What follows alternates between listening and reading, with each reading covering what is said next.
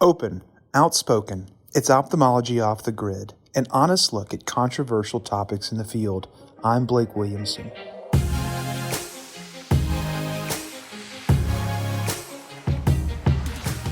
Welcome to another episode of Ophthalmology Off the Grid's Survive and Thrive series.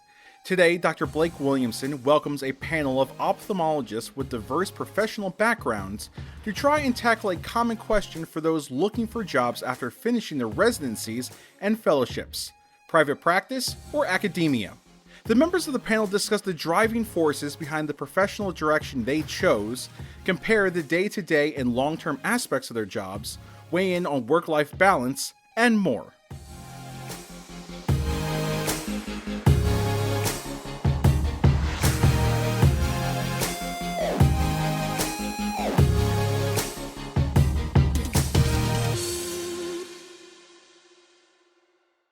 Support for this podcast comes from Bryn Mawr Communications.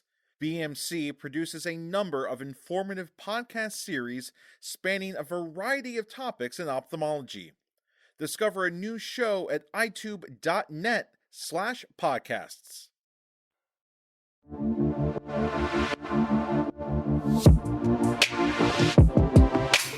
Welcome to another episode of Survive and Thrive. This is your host, Blake Williamson, and I'm very excited about today's episode, which features a few of my very favorite people from around the country who are going to help me sort of answer the question about what's the best choice, private practice versus academia. Is there a best choice? Does it depend on you?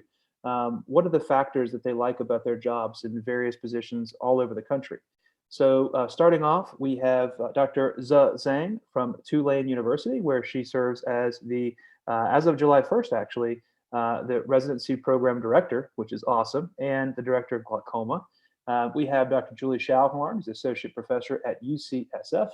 We have Dr. Pulin Shaw, who is joining us from New Orleans as well at Ochsner, but also has some residents from Louisiana State University, New Orleans, who rotate through his practice.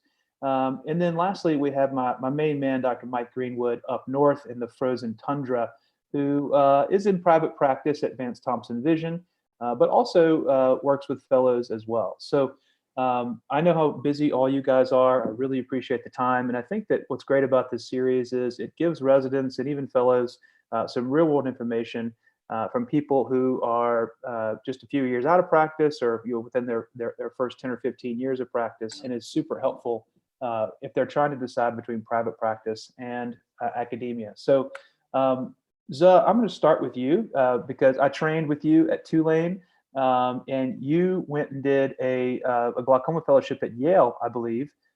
Is that right? Or actually at the University of Iowa. At Iowa, I'm sorry. You went to college at Yale, and so you went to Iowa to do glaucoma, and then you came back to Tulane. So what drew you to coming back to an academic institution like Tulane versus going into private practice elsewhere? Well, I always loved teaching. Even back in high school, I used to tutor, even in college. So teaching has always been a big part of my life, and I knew that I wanted to have that as my part of my career. So obviously academics was no brainer to be able to teach residents and students and fellows. But also because the ability to do research, I'm very much interested in translational basic science research in glaucoma. So that, to me, that was just no brainer going to academics. I get to do what I love the most, which is teaching and trying to discover the next treatment for glaucoma. Julie, what about you? You're in California, UCSF. Did you? I think your father, he's worked in private practice and in academia as well, and the military. So you kind of had your pick. What drew you to UCSF and academia? I'm pretty similar to Zuh, really. I always really loved teaching, and I really loved research. So when it came time for me to look for jobs, being able to, explore creative research and just have that time to kind of, be creative and think of new projects. That's really what drove me towards academia, and the teaching is extremely rewarding. So really, very similar to Zuh. Cool, and you kind of do a little bit of both. So can you talk to me kind of a little bit about, your practice at Ochsner, but also your involvement with the LSU residency and what that's been like? Sure. So, I've been out probably a little bit longer than some of you guys. This will be, I think, 14 years that I've been in practice. So what I guess drew me to Oshner and that concept of having a little bit of a hybrid was that I did enjoy teaching, but I wasn't that into research, and I kind of really enjoyed the volume of clinical practice.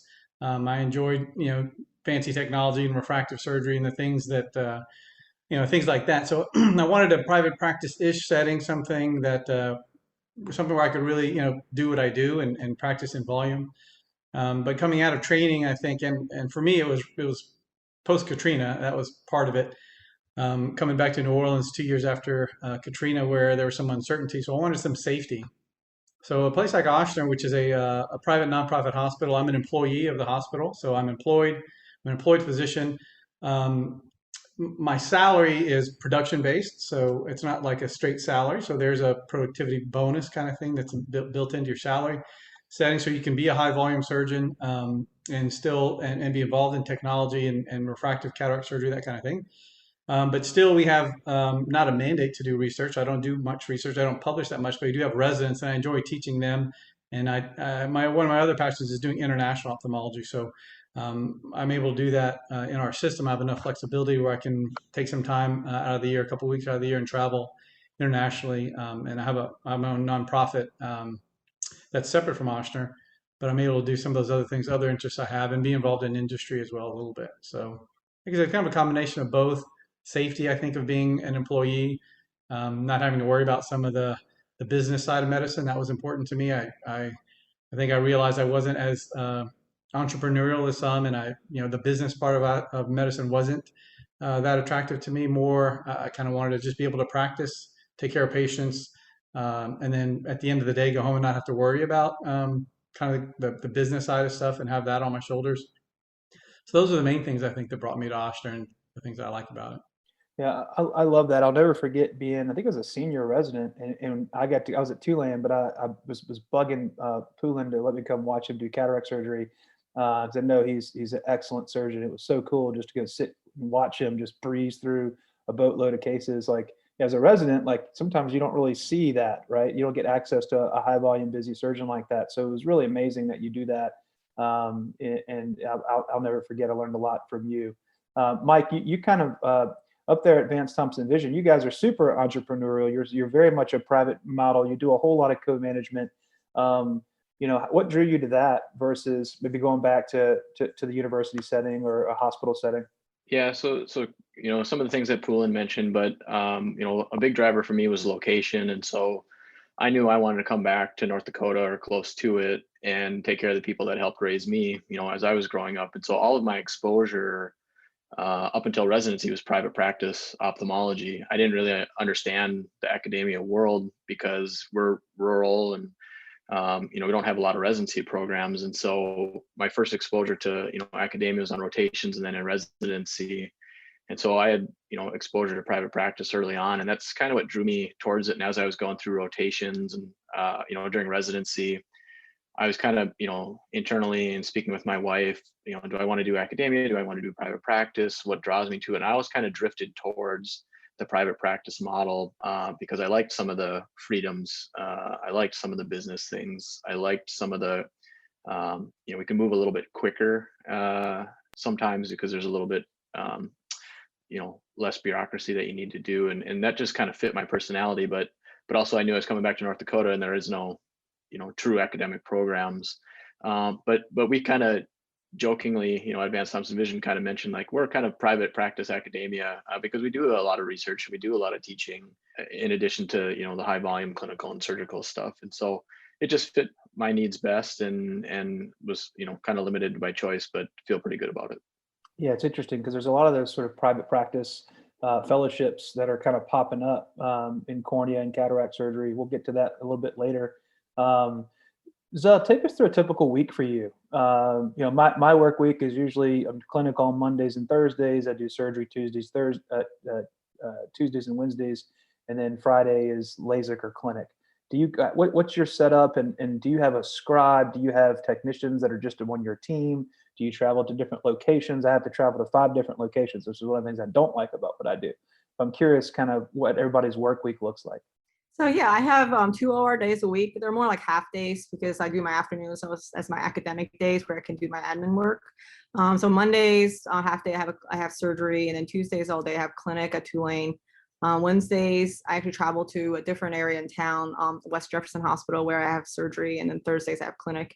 And generally Fridays are my research days or admin days, where I get to catch up on my research and also get to work with the residency program to make sure everything is in tip-top shape. So it's, I have a pretty regular week. I don't travel that much, which is nice, but I do go to 2 different locations. Yeah. So Mondays and Fridays, you have at least part of those days set aside to do some administrative stuff.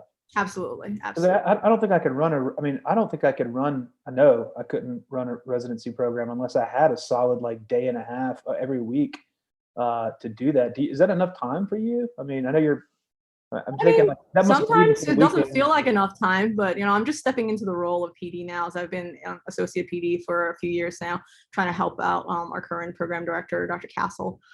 So stepping in, I mean, I hope it'll be enough time, but if not, I'll have to find the time. What about you, Julie? You've been associate AD or a program director for a while, or residency director rather, for a while. What's your work week look like? Yeah, mine, it's, I think the thing about especially academics is that it is always kind of like changing. And I imagine it's probably like that for you a little bit. Your schedule shifts around. So my schedule didn't start out like this, but I'm very happy where it is right now. So I have all day Monday, I have clinic. It's my big clinic day. Tuesdays, all day Tuesday, I'm in the OR, except, occasionally I'll do lasers instead, depending upon kind of what the balance is. Wednesday mornings, I see my post-ops, and I have clinic. And then Wednesday afternoon, I'm at the VA with our residents out there. And then I have surgery out there one day a month. That's just all Wednesdays. And then Thursday and Friday, I really have like academic and research time all day. So I get a lot of time to get stuff done, which has been really, really nice. I started out with 1 day a week of kind of like academic admin research time, and that wasn't enough for the residency stuff and being a productive researcher. So I kind of went into 2 about a year and a half ago, and that's been really great. So all Thursday and Friday. That's all amazing. Thursday and Friday. Yeah. Do you ever like crack a bottle of Chardonnay around 11 o'clock and just say, I'm not going to really do it today. This is being recorded. It sounds much more relaxed than it actually is. Yeah, I bet. What about you, Poulin? What's a work week look like for you? So it's evolved a lot, I guess. Basically, Monday I have a busy surgery day. Tuesday I have a pretty busy clinic day, seeing post-ops. Wednesday is another big clinic day for me, and then Thursday I'm in surgery again. Friday I'm back in clinic. So I have 2 full surgery days, 2.5 full clinic days. I take the third Friday of each month, the first and third Friday of each month. I do take admin time in the afternoon, so that's 2 half days a month where I do take some admin time. And recently, just about a year ago, I actually went to part-time at Ochsner. So after some years, I'm able to that just allows me to take a few weeks out of the year to do the international work that I do, because it was backing up on the amount of vacation time that we are allotted. So as a 0.8 FTE, which is an 80% full-time employee, I'm able to take 8 to 10 weeks off in the year if I need to do some of the other things that I do. So rather than take a day a week for admin, I usually take a couple of weeks in a quarter to do things outside of the hospital. That's awesome. But my week is pretty busy though. I mean, like I said, it's high volume kind of surgery, high volume clinics, and so I like that. I like to be, when I'm there, I like to be working. I like to be efficient. I like to see a lot of patients, do a lot of surgery. When I'm away from the hospital, I want to be away.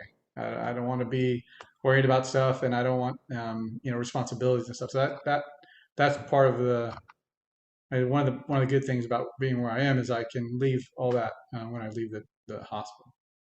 Yeah, see, this conversation is making me think I need to kind of reevaluate a little bit about my time, because I don't have any residents to look after, but I do have 173 employees and 14 doctors, and I don't have any off time at all. What happens is I get home and I start my second job, which is being an administrator, being an owner and a partner of a surgery center and a practice, doing consulting, doing fun podcasts like this. This is kind of like I'm starting to kind of think. It sounds like you guys have carved out either a weekly thing or a monthly thing or something because you realize that you can't do all that? Mike, do you have any kind of carved out time, or are you just full tilt all week long? Or Yeah, I'm kind of how you described it. We're kind of full tilt all day, and I'm Monday, Tuesday, Wednesday, mostly in the OR, half day OR, half day clinic. Thursday is my laser and clinic day, and Friday we're just a half day. So technically, I guess we're only open, till noon on Fridays. So if I want, I have a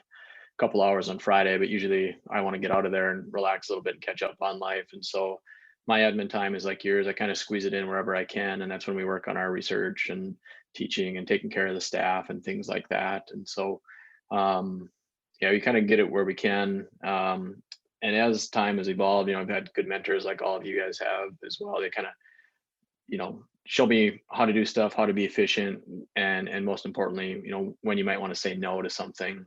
And my wife's been really helpful with that too. So it truly is a balance. COVID really made everybody kind of stop and pause and realize what's important, what's maybe not as important, and prioritize. But one of the best lessons I ever learned, I was during my fellowship, and we did a little fellowship exchange with the Minnesota Eye Consultants, and we got to spend some time with, the Godfather, Dick Lindstrom. And he goes, I've got a 10-year plan, and I break it down into each year. And he goes, at your stage, you probably want to, do a 5-year plan and break it up into every year. And he goes, I know exactly how much time I want to spend teaching, how much time I want to spend in the OR, how much time I want to spend in the clinic, and how much I want to spend consulting, and on and on.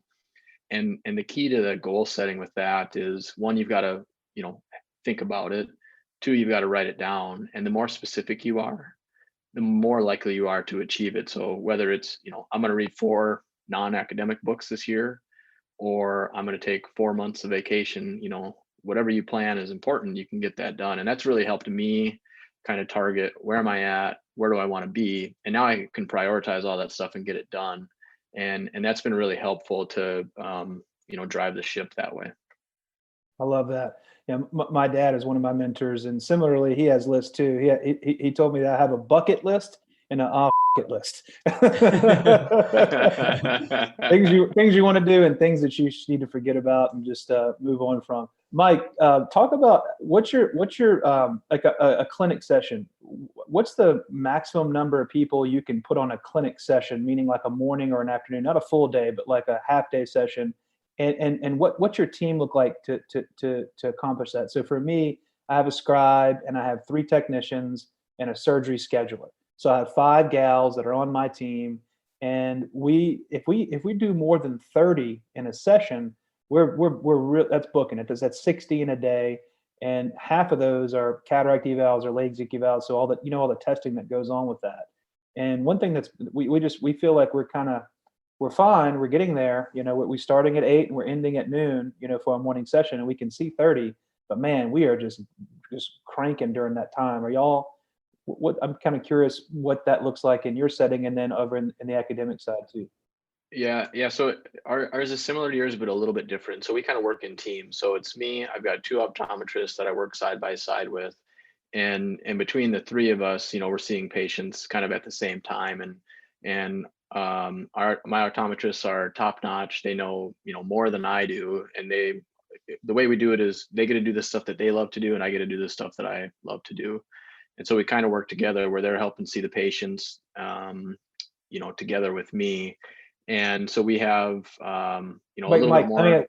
Mike, let me ask you. So y'all have the same patient list, so they're not coming to see Dr. Greenwood himself. They may see either one of the 3. Is there one patient list, or do y'all have 3 patient lists? 2 patient lists. So, Dr. Risbroot's got a patient list, Dr. Messer's got a patient list, and I don't really have a patient list, but I'm there, helping.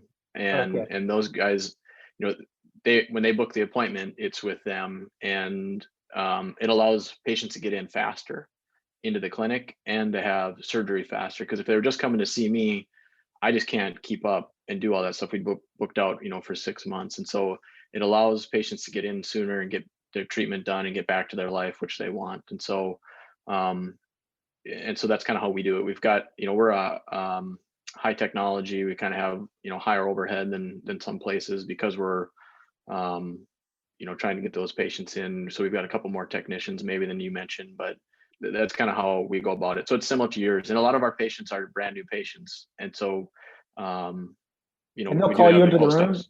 They'll call you into the room if it's a surgical consult and you have the talker. How do you? And some of them you won't see at all. So some days you might be seeing 50% of the patients, other days 80%. Yeah, it probably peaks at 50%. You know, we've, again, post-COVID kind of helped us spur some things along, but we do a lot of meets at the surgery center. I know you do that too, Blake. And so we meet them kind of the day of surgery, but we do get a chance to visit with them and make sure all their questions are answered, you know, prior to, if that happens. And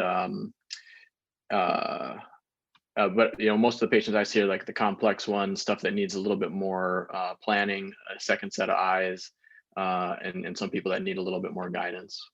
Okay. And Zoe, what about you? What's your a typical morning clinic session in terms of number of patients, and what's your support? I'm actually very fortunate because when I have clinic or a Tulane, I'm the only ophthalmologist in the clinic. So I actually get all the techs, which can vary from 4 to 6 techs in a given day. So that actually allows me to see a pretty high volume of patients. So I ended up seeing maybe 30 to 40 in a morning clinic, although I end up finishing my mornings pretty late, you know, sometimes 1 o'clock, 2 o'clock. So it's playing some catch up. But it's a good volume, it's a good pace, and I stay really busy. And are you scribing, or are you typing into a computer, or do you have someone with you? I do not have a scribe, so I have residents and soon also a fellow who work with me, who end up seeing most of the patients before I go in. So a lot of the documentation is done by the residents and the fellows, and I just go in and make any additions or changes in the EMR system. So I do not have a scribe. I do everything myself, which is not a whole lot because I have residents and fellows. Julie? Yeah. It depends, because I usually see a lot of complex cornea patients rather than kind of like more straightforward patients. So I kind of max out at around like 20 to 25 patients in like a half day, and that ends up being really, really busy. But I have a scribe with me. I usually have either like two residents or a fellow is really what it works out to be. And then we have about 3 techs, a photographer, and then usually like a nurse in clinic as well. So you have like a photographer, like basically a tester. Yeah, basically, yeah. That's the other problem for my team is that like what they all do the testing too. So they'll be kind of caught up on that, right? Versus having a tester in place might make sense. But then our challenge is, well, that tester, they don't want to just sit there and test all day, every day. They want to interact with patients. So, you know, the idea is maybe you can rotate them in and out. So we're working with that right now. Poulin, you had a question, I think, for Zuh. What were you saying? Or is it? No, I was just contrasting, you know, Mike's setup to Zuh's setup in the volume. I was just wondering, you know, since you're doing a lot of it yourself, I'm probably somewhere in between. You know, Blake was asking what kind of volume can you see like that in a half day? I mean, I can see on a busy day, I can see probably 35 to 40 patients if everything goes smoothly. But on average, probably 25 to 30 in a half day. And my mornings tend to be busier than the afternoons. So my mornings end up running a little bit later, and then afternoons would play some catch up and have fewer patients in the afternoon. And how do you feel? Do you feel slammed at the end of that, or do you, because the residents and fellows are there, are they signing off on charts and kind of looking? I mean, are they kind of going through each chart, or how do you? I mean, I see every patient. The residents are by no means required to see all the patients they see. You know, I tell them to see as many as they are comfortable, because the important thing for them is to learn. And since I'm the glaucoma faculty, you know, I'm there to teach them glaucoma. So I tell them to take as much time as they can. They need to see each patient to completion so they can get the most out of it. But the residents do end up, you know, having residents of health certainly is very helpful in the pace of the clinic. So, I mean, I guess I mean, that sounds like it would be very busy to me. I think I have 26 slots in my half day, and there's usually a couple of overbooks. So, I mean, I rarely see more than 50, mid-50s patients. That's a pretty busy day for me in a whole day. I have a couple of techs that are dedicated to me, but it's usually 3 techs. We do have a diagnostic room, an anterior segment diagnostic room with someone, and that changes every day, but it's someone who's dedicated just doing testing for the new patient cataract evals. But I think, you know, in that mix, there's a lot of follow-ups. There's a lot of post-ops too. So in a half day, I might see, you know, 10 new patient cataract evals. and the rest of them are follow-ups and cornea. I do cornea too, so I'll see new cornea transplant evals and follow-up cornea patients. I think for me, and I've obviously seen and been around busy private practices. I think that one of the disadvantages to being in academia or even in my setting is that there's some bureaucracy to getting things done. Manpower too. The labor is more readily available, I think, in private practice. You're going to get more help. If you say, well, I need another tech, I need another this, you're going to be able to do that more readily. You really, I think the efficiency of a private practice type setup is that, and we try, and I certainly, is one of my goals has been to try and allow people to function at their highest level. So if you're an MD, if you're a surgeon, you should be doing more surgical stuff. If you're an optometrist, you should be doing that. And if you're a tech, doing that. So that I think is ideal. And I think what Mike described really allows the surgeon to do his thing, like you said, let the optometrists do their thing. We're trying to achieve that, but in our system, it's a challenge because each provider is responsible for their own productivity. It's a business, it's an organization. It doesn't have the flexibility that private practice does. So we're each, a lot. For every patient I see, I get 1 point whatever RVUs, and so do the optometrist. So because it's a system that's driven like that, each one in person is responsible for their own patients and their own productivity. We integrate optometrists in a way where they can help and not have to worry about that for certain parts of the day or certain parts of their week. But it's a challenge compared to the flexibility you have in private practice to really create a nice dynamic like Michael was describing. Nonetheless, we're able to be relatively efficient, see that kind of volume. I probably do about 1,000 cases a year, and it could be a little bit more efficient, and we could probably push it a little bit more. But the other thing I'd say is, early on in my career, I was driven, and I wanted to do more and more and more. And every year, I was trying to add more patients and more surgery slots, and then it reached a point where, like you said, I was trying to find a balance, and then I started realizing that, and I started backing off quite a bit. And taking time in the afternoons, not going back to clinic after surgery, taking time for myself and some of my other interests in medicine as well as in life. So I think it's important to hear that and to know that, at the beginning, it's good to be driven, it's good to work hard, and it's good to see lots of patients, and it's good to want to make more money. That stuff is great, and to see more patients, and that's good.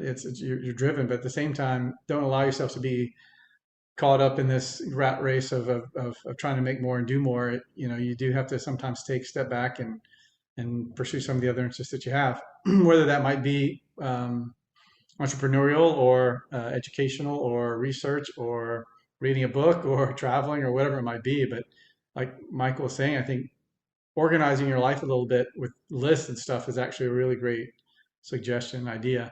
One other thing I'd like to say for people coming out, because I work with residents and have for the last 15 years, and they also have these questions when they come in. How do I choose what's most important? Number one, also I think like I said, location is critically important, because if you know where you want to be, location is important, and finding a place where you want to be and where you want to live is important. In choosing between academia and private practice, I think one thing you need to do is make a self-assessment of how entrepreneurial are you? Right? That's a big question. Like, are you, like for me, I realized early on that, I just don't have that talent. I don't have that drive, where I look at some of my co-residents and fellows, and these guys are driven. They know the business of medicine. They really are, they are excited about that, about owning a business, about building a business, about having something to be proud of at the end of their day or their career that is theirs, and they have ownership in it. And they're turned on by that, and they're very productive and good at that. I mean, Blake is a great example. And his entire family is built that way. His father, his brothers involved in the practice. But for me, I realized, even though I saw these people and I respect them very much, that man, that's not my talent, that's not my drive. I like to take care of people, and I like to not have to worry about that stuff. That stuff is, it's too much. It's stressful for me, and I realized I didn't have that talent. So asking yourself, how entrepreneurial are you, and do you want to be? Is this somewhere in between, or are you more inclined to academics? That's an important question to ask, and I think that's central about what we're talking about today. So I love it. It's funny because, like, for me, My next question is, what's the best and worst thing about your setup? And what you just said right there is the best thing and the worst thing about what I do is that it's Williamson Eye Center, right? So the worst thing about that is if someone's grandma didn't get her drops called in at the correct time 6 years ago, and they see me at like a dinner party, it's like, it's my fault. I didn't even saw the patient, right? It's like literally we will get labeled for anything. And even though if it's something that happened, we've been in business 75 years. So that's the worst thing is like, I can't control something that happened. I've only been in practice 5 years, right? So it all kind of comes back on me, or if someone has a bad surgical experience or, they have a cataract complication. It's all of a sudden it's like, oh, Williamson Eye Center, they're all terrible, which means they're like, that's all 14 of our doctors. So it's really unfair. That's the worst thing about what I do is I can never, get away from that. Whereas if you're at an institution or something like that, you're a bit insulated, right? It's not your brand and your family. But that's also the best thing about what I do because I have a lot of pride with that, and I love the opportunity to build what we've already accomplished, and that's what I'm doing now. So it's a double-edged sword. Mike, what about you? What's the best and worst thing about sort of your setup and where you are? Yeah, I mean, you kind of took the words out of my mouth. I mean, I love, the easiest part of my day is the OR, believe it or not, because all the thinking is done. You've done this, plenty of times. You know what you're going into, unless you're doing surgery like Julie, where it's crazy complex stuff. But for most of the stuff, you know what you're doing. You made the decisions. You just put the puzzle together. And then the hardest part for me was, I wasn't and still am not super savvy in business, but I'm learning that as we go.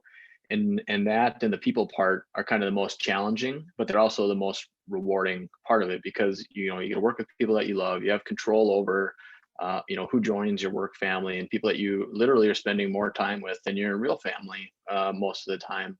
And I'm only in one location, so I work with the same people every single day. We don't have to travel around, and I really, really love that. And we have that control over it. And so for me, Monday mornings, I look forward to them because I know kind of what's coming and it's a lot of fun. And, I love my time with my family. And if I could spend every day as a Saturday, I'd do it. But, the alternative's not too bad showing up on Monday morning and seeing the work family that I work with.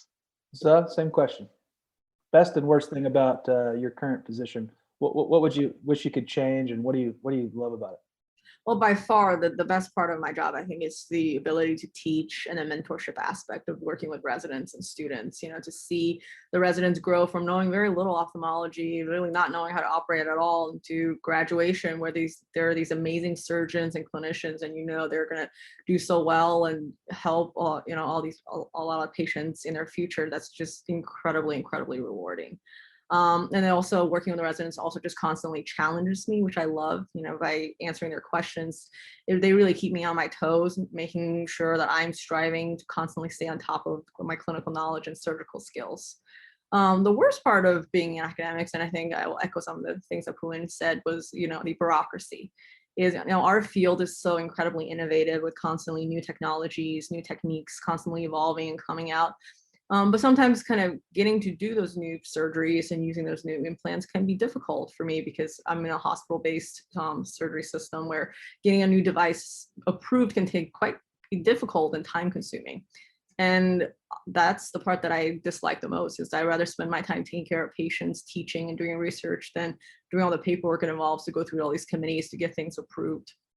So that's, if I could change that, I would definitely change that. Julie, how does and Poulin, like they both mentioned the bureaucracy of working in a big organization. Like I feel like if he or she just showed up, like they'd be like, look, I'm Zuh and I'm Poulin, like give me what I want. Is it not that easy? Like, I mean, I feel like if you're a producer and if you're talented and if you're like, I feel like they'd want to make these guys happy. Is that how do you challenge the bureaucracy and get things done? It's the thing with being at a university is that it's a much bigger pond, so like ophthalmology is a relatively like small fish in the ocean of medicine.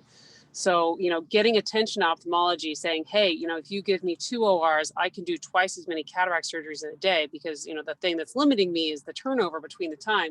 They say, well, that's like the equivalent of like doing 1 more heart transplant and the amount of revenue that we get. So why don't we just give that to like, cardiothoracic surgery? So that's kind of what you're up against in terms of making your case. So, part of it is, demonstrating productivity. Part of it is, knowing how to kind of who to talk to and how to make your case.